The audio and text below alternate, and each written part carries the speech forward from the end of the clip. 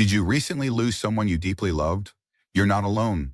Losing a spouse is heartbreaking, but making the wrong decisions afterward can make things even harder. In this video, we'll reveal 6 common mistakes many seniors make after losing a partner. Choices that can lead to regret, financial strain, and emotional setbacks. Know what to avoid and protect your well-being during this difficult chapter. Stay with us. 1. Make financial decisions too soon. One of the most common mistakes people make after losing a spouse is rushing into major financial decisions. It's understandable. Suddenly you're faced with bank accounts, insurance policies, investments, and possibly even the question of whether to keep or sell your home. In the midst of grief, it can feel like taking immediate action will provide stability or a sense of control. But the reality is, grief clouds judgment, and making irreversible financial choices too soon can lead to regrets down the road. When emotions are running high, decisions that seem logical in the moment might not be the best for the long term. Many widows and widowers feel pressured by wounding friends, financial advisors, or even their own sense of urgency to sell their house, move to a new location, or make large investments. But the months after losing a spouse are a time of emotional adjustment, not financial risk-taking. The smartest move you can make is to pause, give yourself time to process your loss before making choices that could affect the rest of your life. Take the case of 74-year-old Margaret. After losing her husband, she was told by multiple people that she should downsize her home immediately. The idea made senseless space to maintain, lower expenses, and a fresh start. So within a few months, she sold the house they had lived in for 40 years and moved into a smaller apartment in a different town. But once the shock of loss settled, she realized she had made a decision out. She missed her familiar surroundings, her neighbors, and the sense of comfort her home provided. In hindsight, she wished she had waited longer before making such a big move. Financial decisions don't just involve real estate. Many newly widowed individuals are targeted by financial predators. People who see vulnerability as an opportunity, whether it's unsolicited investment opportunities, high-pressure sales tactics, or even well-intentioned but uninformed advice from friends. It's crucial to be cautious. If someone is urging you to sign papers, make a major withdrawal, or invest in something quickly, take a step back. The best financial decisions are rarely the ones made in a rush. Another common mistake is giving away money or assets too quickly. Grief often brings a strong desire to help others, children, grandchildren, charities, or close friends. While generosity is a wonderful thing, making large financial gifts or dividing assets prematurely can leave you in a vulnerable position later on. What seems manageable in the moment might not be sustainable in the years ahead. Before making any major financial moves, it's best to consult with a trusted professional who understands your long-term needs and can help you plan wisely. The first year after losing a spouse should be about stabilization, not drastic financial changes. Experts often recommend the 1-year rule, which suggests waiting at least a year before making any irreversible financial decisions. This allows time for the initial emotional shock to pass, and for you to think twice about what's truly best for your future. Losing a spouse is already one of life's most difficult transitions. The last thing you need is added stress from financial missteps that could have been avoided. Take your time, seek trusted guidance, and remember, there's no rush. The best decisions are made with clarity, not grief. 2. Isolating yourself from friends and family. After losing a spouse, it's tough to want time alone. Grief is deeply personal, and sometimes solitude feels like the only way to process the pain. But while taking moments to yourself is important, completely shutting out friends and family can lead to an even deeper sense of loneliness, one that makes healing harder. Many people fall into the habit of withdrawing, telling themselves they just need more time. But the truth is, isolation can quickly turn into a pattern that's difficult to break. Human connection plays a crucial role in emotional well-being, especially during times of loss. When people distance themselves for too long, they often experience increased feelings of sadness, anxiety, and even physical health decline. Studies have shown that prolonged social isolation can weaken the immune system, increase blood pressure, and even shorten life. In contrast, staying connected, even in small ways, can help ease the emotional burden and provide a much-needed sense of support. Take the case of 78-year-old Walter Walkel. When his wife of 52 years passed away, he stopped answering phone calls, skipped family gatherings, and rarely left the house. He told himself he just wasn't in the mood to talk, that people wouldn't understand his grief, and that being alone was easier. Months passed, and instead of feeling better, he felt worse. His days blurred together, his energy dropped, and even his appetite changed. It wasn't until a neighbor insisted he come over for coffee that something shifted. That one conversation turned into a weekly habit, then a small routine of meeting up with friends. The more he engaged, the lighter he felt, not because the pain disappeared, but because he realized he wasn't alone in carrying it. The key isn't to force yourself into big social situations before you're ready. It's about taking small steps to stay connected. Whether it's answering a phone call, going for a short walk with a friend, or even joining a support group, these little actions can help keep you from slipping into deep loneliness. If you don't feel like talking, that's okay. Simply being around people, even if it's just listening to a conversation, can help remind you that life continues and that support is available when you need it. Another mistake many people make is pushing away those who care the most. Sometimes grief brings irritability, exhaustion, or a sense that others just don't understand what you're going through. But shutting people out completely can create unnecessary distance between you and those who genuinely want to help. Your loved ones may not have the perfect words, but their presence alone can make a difference. Letting them in bit by bit can provide comfort, even when words aren't enough. It's also important to seek support from those who understand your experience. Connecting with others who have been through similar loss, whether through a grief support group, a community gathering, or even an online forum, can be incredibly healing. Speaking with people who truly understand what you're going through can validate your feelings and provide reassurance that you're not alone. Grief doesn't follow a schedule, and there's no right way to heal. But staying completely isolated only makes the journey harder. Finding small ways to reconnect with others at your own pace can provide strength, support, and even moments of unexpected joy. Remember, you don't have to carry the weight of loss alone. There are people who care, who want to be there for you, and who can help you move forward one step at a time.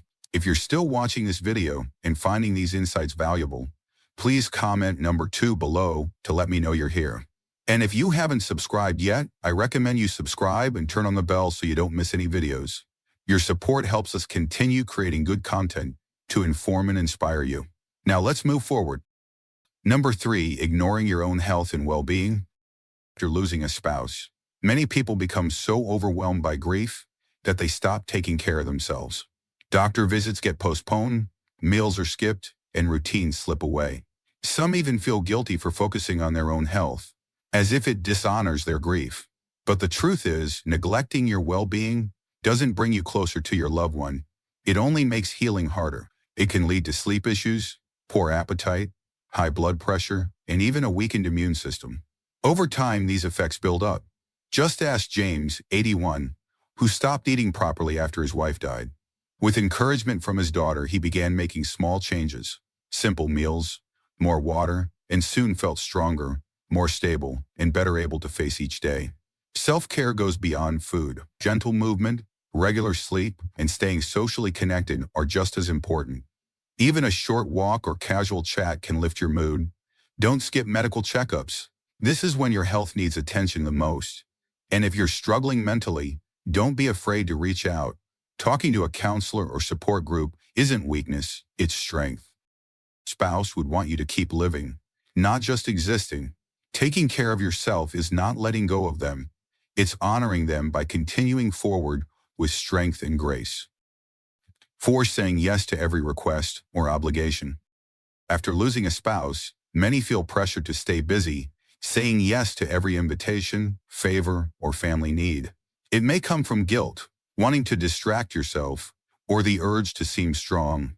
But overcommitting too soon can drain your energy and delay healing. Take Evelyn, 70, who filled her calendar with holiday events, church volunteering, and helping her daughter, all while grieving deeply. She soon felt exhausted, overwhelmed, and emotionally numb. Once she began setting boundaries and saying no when needed, she felt lighter and more in control of her own healing. Saying no isn't selfish, it's necessary. Your energy is limited, especially in grief. And sadly, some people may take advantage of your vulnerability. If something feels too much, it probably is. Try saying, "Let me think about it." Or give yourself permission to rest, reflect, and protect your peace. Peacing takes space, and setting gentle boundaries is part of honoring your needs and your spouse's memory. 5. Rushing into a new relationship. Losing a spouse leaves an emotional void that can feel impossible to fill. For many, the loneliness that follows is one of the hardest parts of grief, and the idea of finding companionship again may seem like the only way to cope. While there is nothing wrong with wanting connection, one of the most common mistakes widows and widowers make is rushing into a new relationship before they have fully processed their grief. The emotions of loss can create a deep need for comfort, but making major romantic decisions too soon can lead to more heartache, confusion, and regrets. Grief doesn't follow a timeline, and everyone heals at their own pace. Some people take years before even considering dating again, while others feel ready sooner, but when emotions are raw, the risk of entering a relationship for the wrong reasons is high. Many people unknowingly look for a partner not because they are truly ready, but because they are seeking to replace what was lost, avoid loneliness, or escape the pain. These relationships often begin with strong emotions, but lack the stability needed for long-term success. Take the case of 72-year-old Barbara. Just months after losing her husband of nearly 50 years, she met someone through a friend and quickly entered a relationship. At first, it felt like the companionship she desperately needed, someone to talk to share meals with, to distract her from the overwhelming loneliness. But as time went on, she started to realize that she wasn't truly ready. The relationship moved faster than she expected, and soon she felt trapped in something that didn't feel right. Eventually, she had to step back and take time for herself. But in hindsight, she wished she had given herself more time before making such a big decision. A new relationship should be about genuine connection, not just emotional relief. When someone has spent decades with a spouse, the habits, routines, and shared memories are deeply ingrained. Jumping into a relationship before processing that loss can lead to unfair comparisons, unrealistic expectations, and feelings of guilt. Some widows and widowers even find themselves struggling with conflicting emotions, wanting to move forward but feeling as if they are betraying the person they lost. These are modern feelings, but they need to be acknowledged and worked through before entering into something new. Another concern is being vulnerable to those with bad intentions.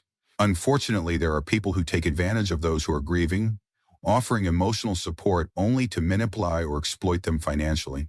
Scammers and even well-meaning but opportunistic individuals often seek out widowed seniors, knowing they may be emotionally fragile and in need of companionship.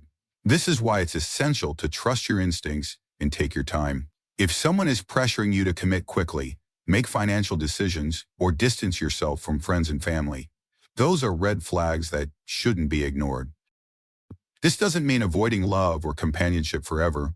Many widows and widowers do find meaningful relationships later in life, but the healthiest and most fulfilling ones happen when both individuals are truly ready, when the decision is made from a place of healing, not desperation. Time and reflection are key. Taking the time to process grief, rediscover personal identity, and find peace in being alone before seeking a new partner. If you do choose to date again, go at your own pace. Take time to understand what you truly want in a relationship, and make sure you're entering it for the right reasons.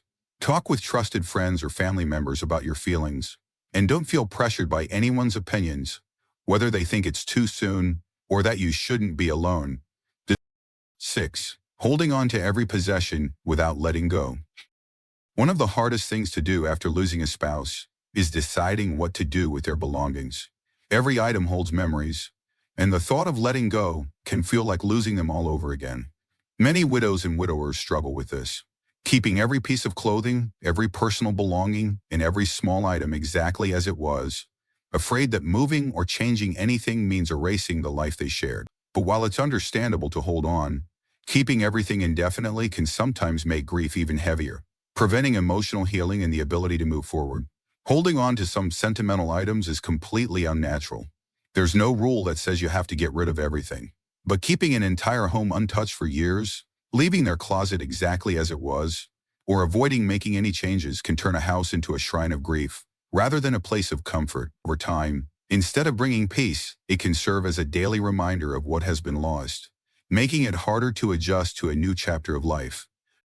Take the case of 76-year-old Harold. After his wife of 55 years passed, he left everything exactly as she had.